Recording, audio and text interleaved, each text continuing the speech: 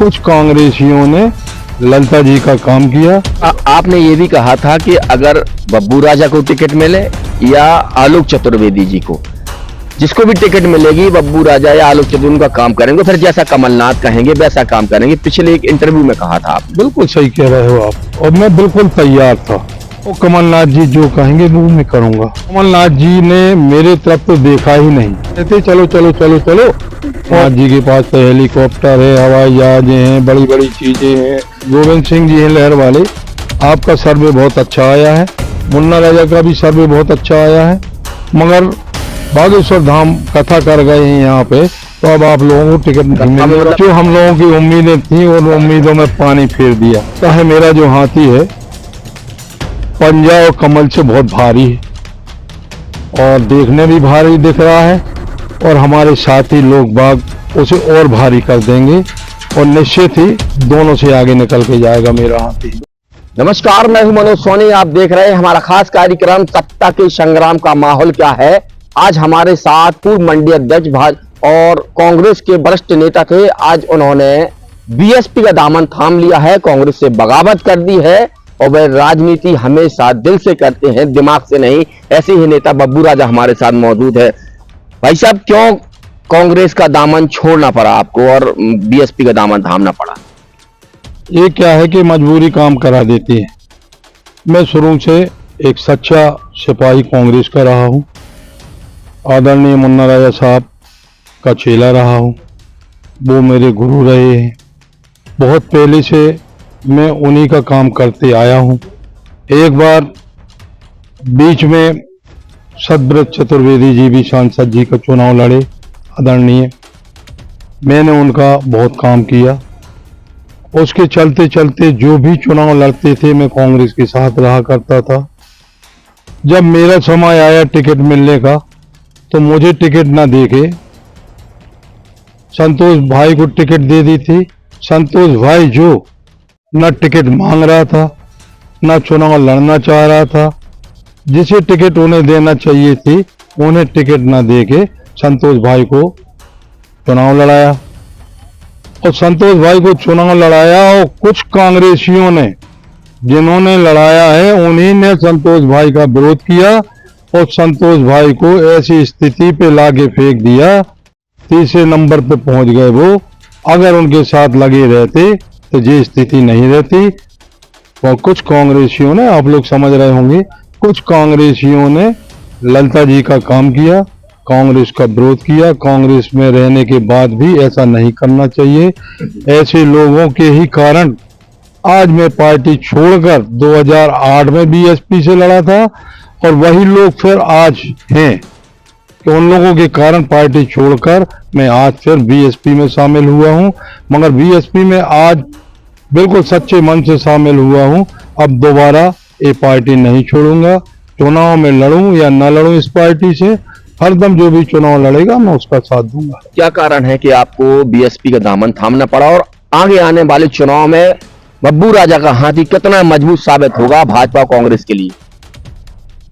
सबसे बड़ा कारण तो ये है कि इन लोगों ने मुझसे, जैसे कि कमलनाथ जी से बात कराई हमारे आदरणीय पज्जन चतुर्वेदी जी ने कि एक बार बब्बू राजा मुझे जिता दो, अगली बार आप। मैंने मना किया, दो एक बार वो चले गए, फिर आए। फिर उन्होंने मेरी कमलनाथ जी से बात की, मैंने कमलनाथ जी से भी मना किया, हमारी इनकी कभी नहीं पटी है, मैं इनका साथ मुझसे मत दिलवाओ। बोले मेरी एक बार बात मान जाइए बब्बू राजा जी, इनका काम कर दीजिए। मैंने उनकी बात मानी, इनका काम किया। उन्होंने कहा था इस बार आप साथ दे दो, अगली बार आप। हमने चलो ठीक है, मैंने इनका साथ दिया।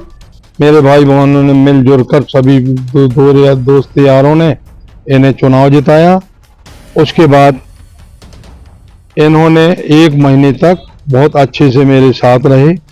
1 महीने के बाद इनको किसी ने बलगला दिया कि बब्बू राजा को साथ लेके मत चलो, अगर इनको साथ लेके चलोगे तो आगे आपका नुकसान होगा। तो इन्होंने मझधार में ही छोड़ के इनने अपनी रास्ता बदल दी, मेरे को अलग कर दिया। मेरे पास कोई उपाय नहीं था, कोई रास्ता नहीं थी। उसके बाद भी मैं इनके साथ बराबर 4 साढ़े 4 साल रहा।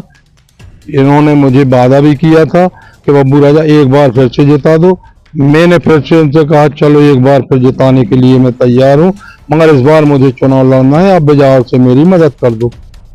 बोले ठीक है, मैं बिजावर से आपको चुनाव लड़ाऊंगा। मुझे कमलनाथ जी के पास ले गए। कमलनाथ जी से इनने कहा कि बिजावर से चुनाव लड़ना चाहते हैं और मुझे एक बाजार में ठाकुर भी चाहिए। इन्हें तो सीधा सीधा बोला था एक ठाकुर चाहिए, इनसे अच्छा ठाकुर कोई नहीं है और इन्हें आप बिजावर की टिकट दें। उनने नाम लिखा। बोले ठीक है, मैं सर्वे कराता हूँ। उसके बाद फिर ये 1 साल के लिए क्षमा गए, चर्चा ही नहीं की कोई।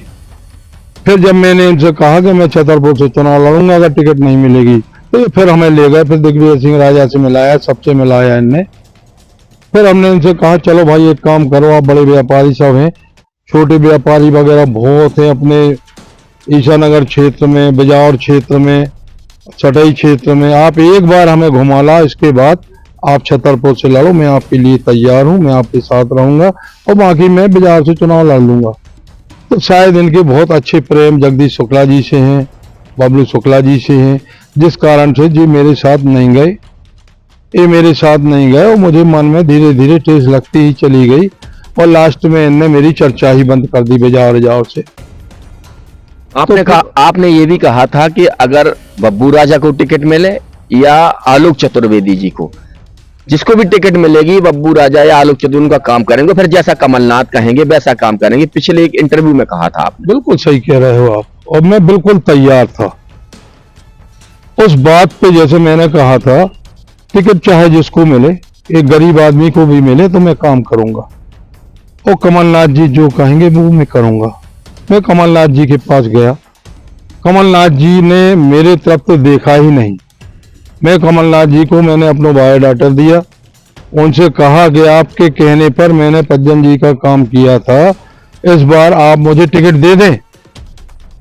तो उनके पास इतना समय कहाँ है, ठीक है देखूंगा और कहते चलो चलो चलो चलो और सब ठीक हो जाएगा, मैं तो हूं, क्यों चिंता करती हो, ऐसा कह के उन्होंने 2-3 बार मुझे टाल दिया। और इसके बाद फिर जो पज्जन भैया ने बागेश्वर धाम की जो कथा वहां कराई है कमलनाथ जी के इधर छिंदवाड़ा में, उसका पूरा खर्च तीनों विधायक ने मिलकर झेला, चाहे वो खाना का हो, चाहे मीडिया का हो, चाहे पंडाल हो, सारा खर्च उनने झेला। कमलनाथ जी खुश हुए। कमलनाथ जी क्या इतनी कमजोर है कि बागेश्वर महाराज का खर्चा भी नहीं उठा सकती जो विधायकों से करवाना पड़ रहा है?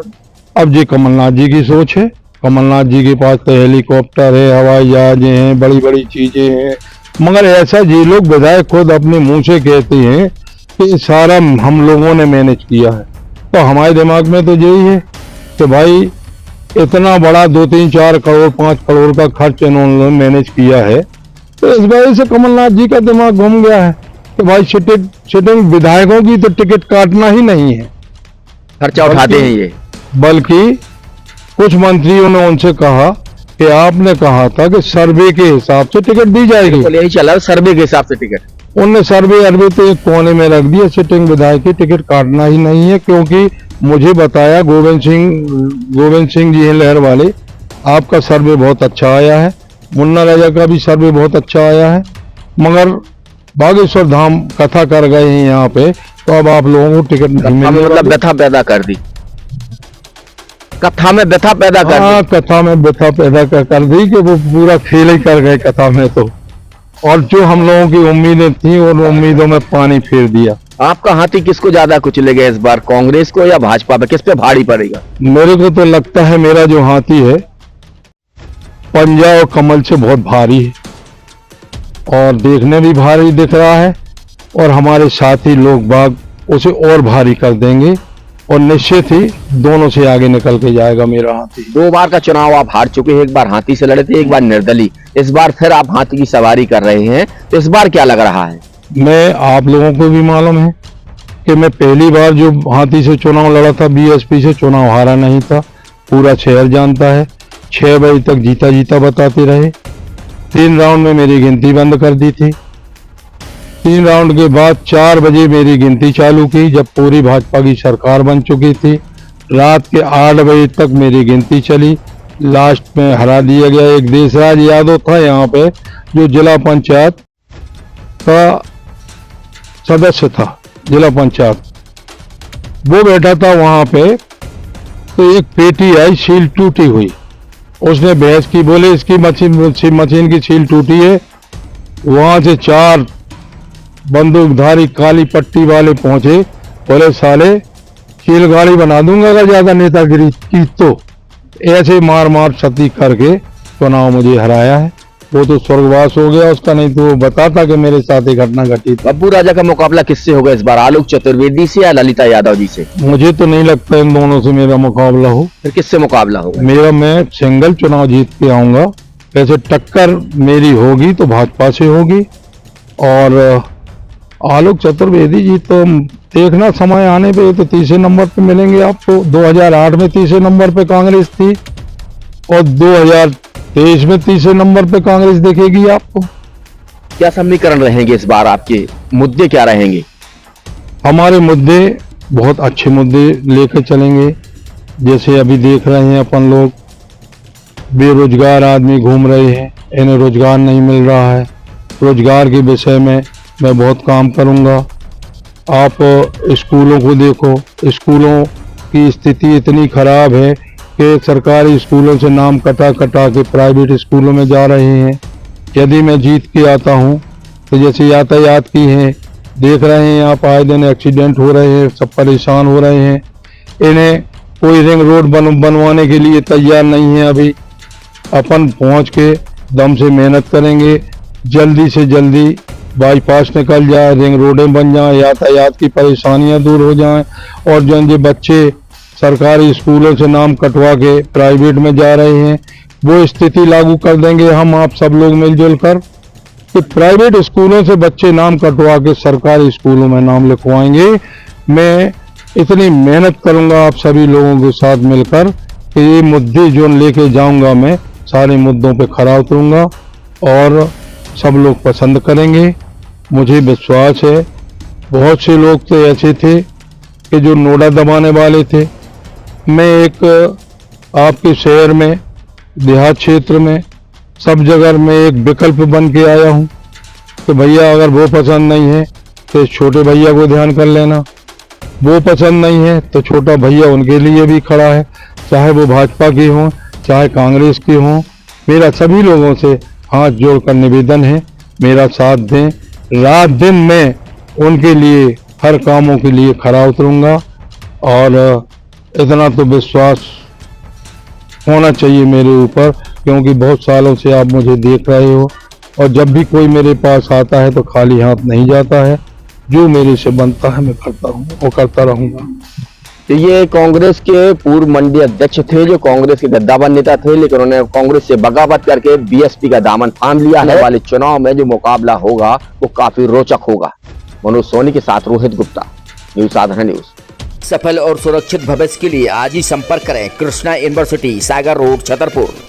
अब आपके शहर छतरपुर में doctor K N. Memorial public senior secondary school affiliated to CBSE new Delhi प्रस्तुत करता है वत्सल डे बोर्डिंग स्कूल। आपके बच्चों को मिलेगी आधुनिक शिक्षा के साथ भारतीय संस्कार, personality development, division smart classes, experience faculty, well accrued lab, library, playground के साथ बच्चों को मिलेगी आधुनिक शिक्षा। तो अब देर मत करें, अपने बच्चों के भविष्य के लिए आज ही संपर्क करें K N. Memorial public senior secondary school affiliated to CBSE new Delhi, Vatsal day boarding school, Saura road, Chhatarpur. अपहरण, हत्या, हादसा, बलात्कार, मुजरिम, अब होगी तफ्तीश। रोजाना रात 8 बजे मनोज सोनी के साथ सिर्फ न्यूज़ साधना न्यूज़ पर।